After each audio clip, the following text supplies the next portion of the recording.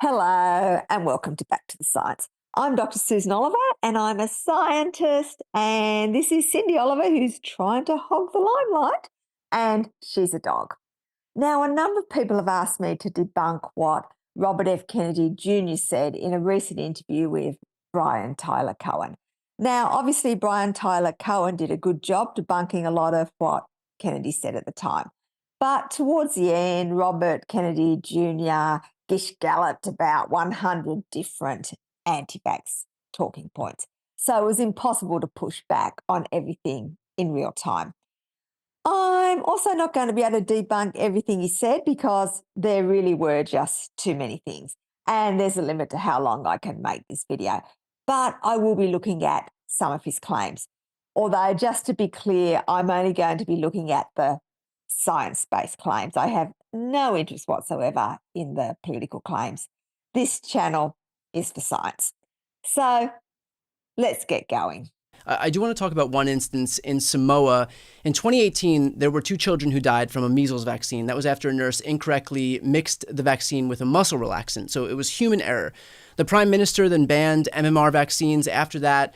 Your organization, Children's Health Defense, praised him. You then visited in 2019 in a trip that was arranged by an anti-vax influencer named Edwin Tamasese. You met with another anti-vax influencer named Taylor Winterstein.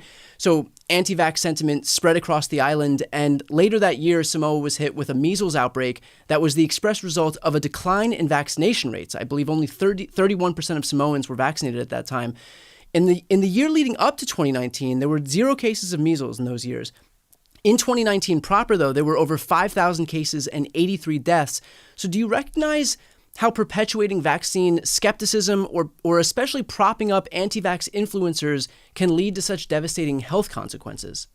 No, the best evidence, first of all, I had nothing to do with the drop-off in vaccination rates in Samoa. Well, the AP did an interview. Sure. Let me just say the AP did interview folks who were working on the Samoan measles response, and they said that the credibility that you gave to the anti-vax population, the anti-vax forces, did have an impact. Well, those were people who were in Samoa.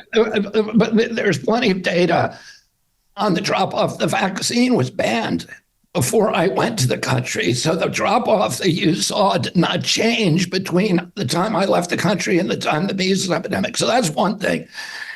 The other thing is that the deaths that occurred, the best evidence shows that the deaths that occurred from measles that year were a result of a defective vaccination. The people who died were people who got the vaccine while they had measles, which you should never do. In Tonga, which is next door, which also had a measles outbreak and where they were not given the vaccine, there were no deaths. Not only did Robert Kennedy influence people not to get vaccinated in Samoa prior to the outbreak, he literally wrote to the Prime Minister during the outbreak when a number of children had already died, suggesting the same nonsense as he does in this interview. And if you'd like more details on the disgusting letter that he wrote to the Prime Minister, I'll provide a link in the video's description to an article by Dr. David Gorski that goes through the letter and explains why his claims are bollocks. In attempting to support the ridiculous claim that the deaths from measles in Samoa were actually from the vaccine, Kennedy makes 2 claims that are incorrect. Firstly, there is no reason not to give the MMR vaccine to people who are infected with measles. In fact, it is actually recommended to be given to people who have been exposed to the virus. His claims about Tonga are also incorrect. Tonga, in fact, received vaccines at the same time as Samoa. They didn't receive as many because they already had a fairly high vaccination rate, but they did still receive some vaccines. As you can see in this table, they had received 58,000 vaccines since the 1st of October 2019, and they had another 10,000 scheduled to be delivered. And a number of other countries also received vaccines, as you can also see in this table here, including Fiji, who received far more vaccine doses than Samoa and were able to achieve an immunisation rate of 98%. No measles deaths occurred in Fiji, and no measles deaths occurred in any other country who received vaccines. Robert Kennedy is simply talking bollocks. We had 16% of the COVID deaths in our country. We only had 4.2% of the world's population. So why isn't somebody explaining to us why we had the highest death rate in the world? We were told that Haiti and Nigeria were going to get wiped out from COVID. Haiti had a 1%, 1.3% vaccination rate. It had a death rate from COVID, 1/200th of our death rate. Nigeria had a 1.4% vaccination rate. It had a death rate from COVID of 14 per million population. We had a death rate of 3,000 per million population. I never heard anyone saying Nigeria and Haiti were going to be wiped out, but whatever. A study has recently been published that looks at, amongst other things, the excess mortality rate due to COVID-19 in 2020 to 21. And it turns out that neither Haiti nor Nigeria did anywhere near as well as Kennedy claims.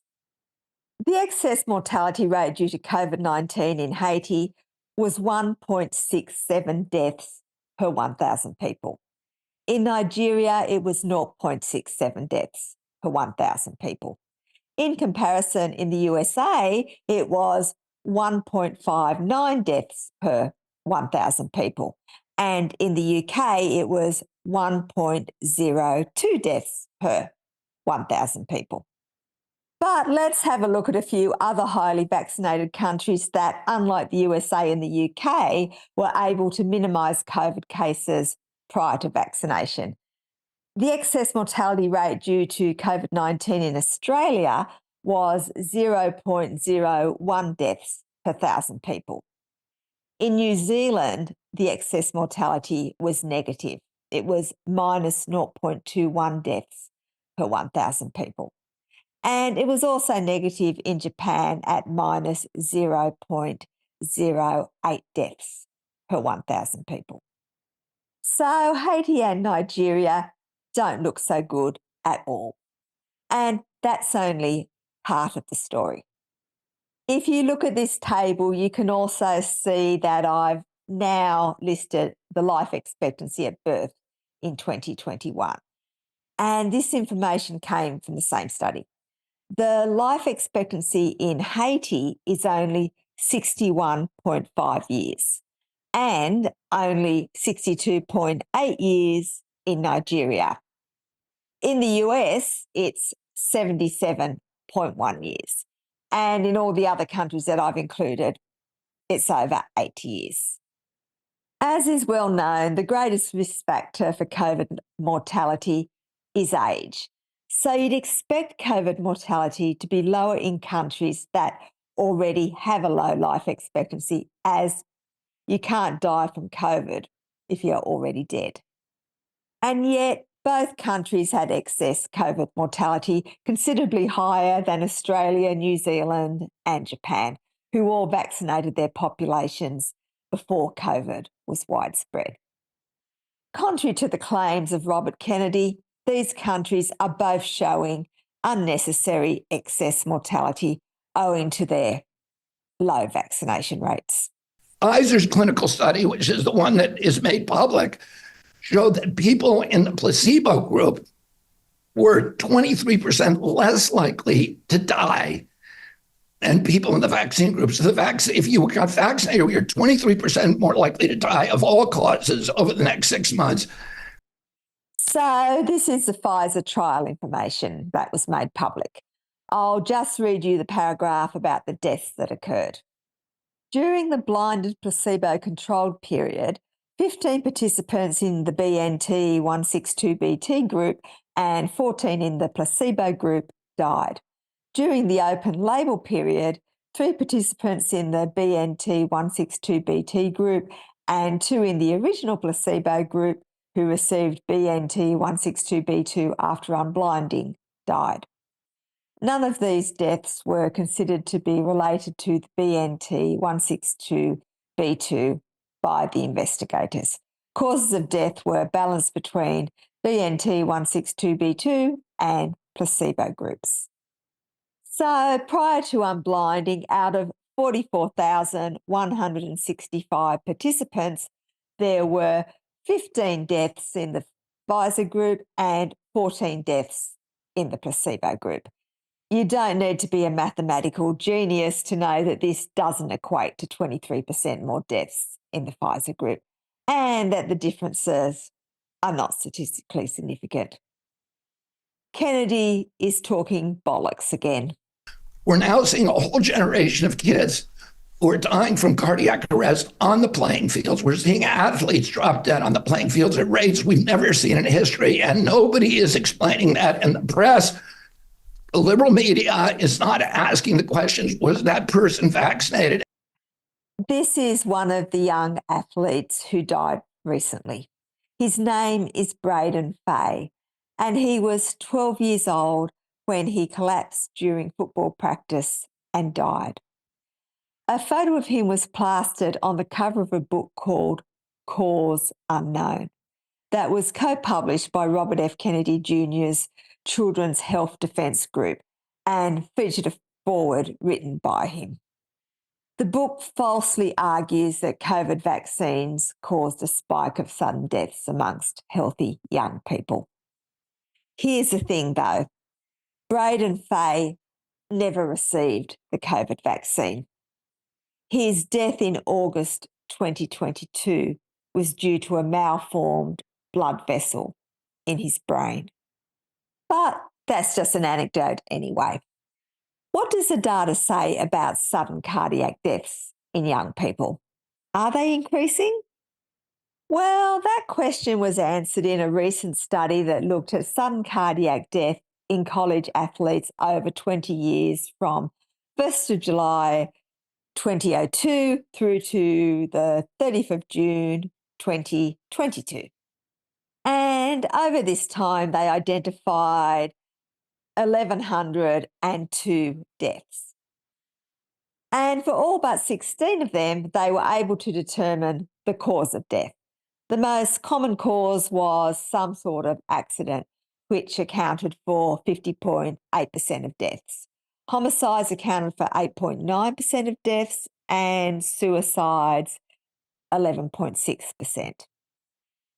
13% of deaths, or 143, were classified as sudden cardiac death. So what happened with these deaths over time? This chart shows the incidence of both non-cardiovascular deaths, which are the blue dots at the top, and sudden cardiac deaths, which are the red dots at the bottom. And the data is shown by athletic year as opposed to calendar year, which means the final dot for both corresponds to the 1st of July 2021 to 30th of June 2022. As you can see, there is no trend for non-cardiovascular deaths, and sudden cardiac deaths have slightly declined over the last 20 years. Importantly, there is no increase corresponding with the start of the pandemic, and there is no increase corresponding with vaccination. The exact opposite of what Kennedy is claiming. They also looked at the causes of sudden cardiac death, which you can see here. Of particular note, only 8 of them were from myocarditis, and 7 of these were prior to 2020. One of the cases did occur after the first COVID-19 infection in the United States, but it was a pattern of myocarditis that is not typically associated with COVID-19. Now, as with all studies, there are limitations. These include the fact that they may have missed some deaths and also that the cause of 16 of the deaths were undetermined. And it's also only looking at college athletes.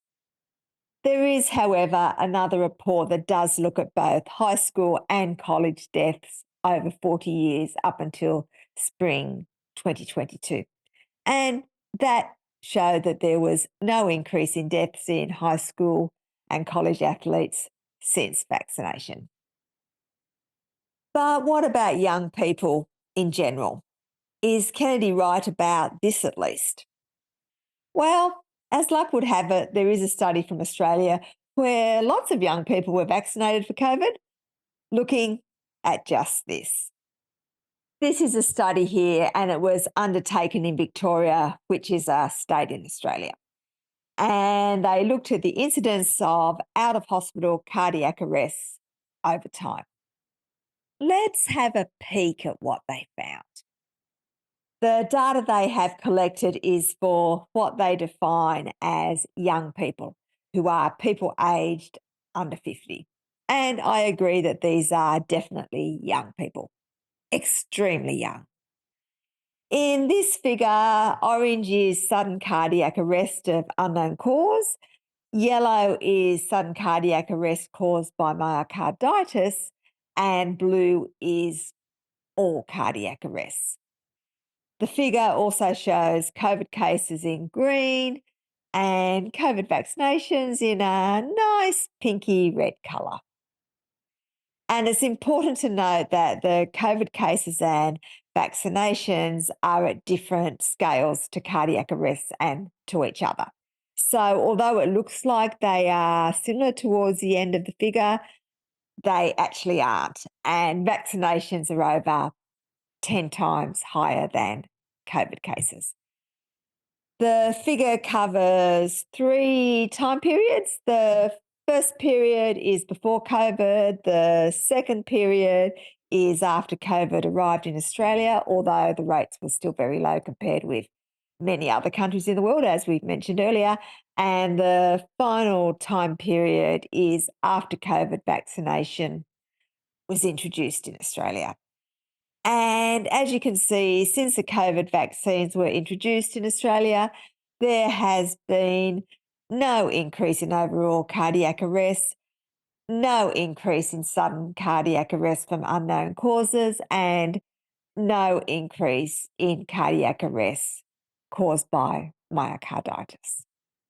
In addition to looking at population level data, they also looked at sudden deaths that occurred within 30 days of vaccination and compared these with the baseline rate. And they found that there was no significant deviation from the baseline profile of causes of young sudden death.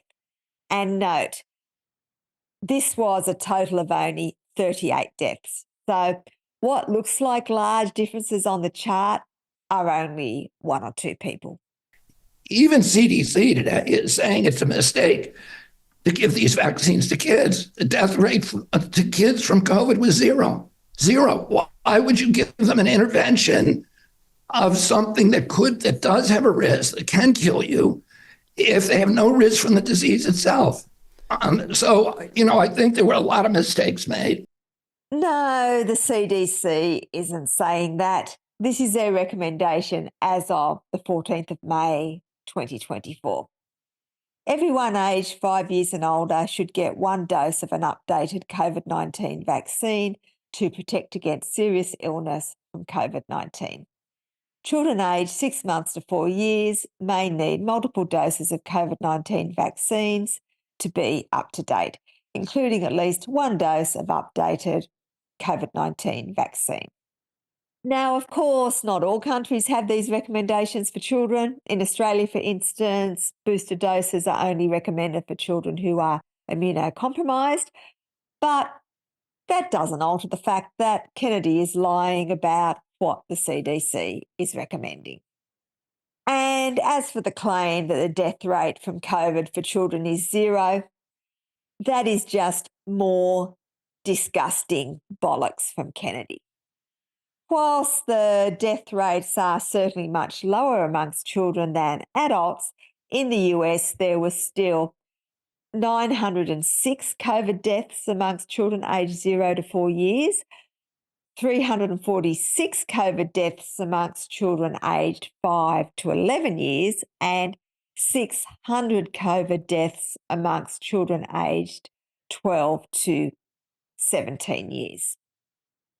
A lot more than zero. I could go on. There were many, many more things that Robert F. Kennedy Jr. said in his interview with Brian Tyler Cohen that were bollocks. But I think you get the drift. If you'd like to look further into the data I presented, I provided links in the video's description. And please remember this video is about the science, but you shouldn't take it as medical advice. For that, you should speak to your medical practitioner.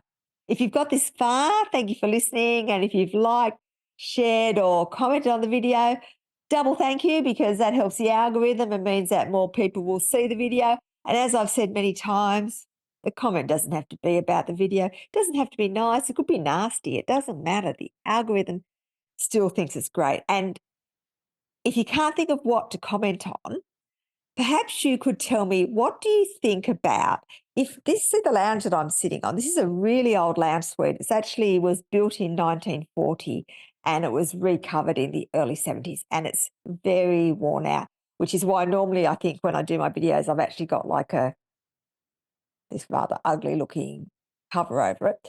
But at the moment, this is the actual colour you can see here. And I've got this strategic sort of throw here, because if you look underneath, you can see it's actually quite damaged. But so I've decided, I've been trying to decide for about 10 years whether to buy a new lounge suite or whether to get this one recovered. And I finally decided that I am going to get this one recovered, but now I've got to decide on the colour.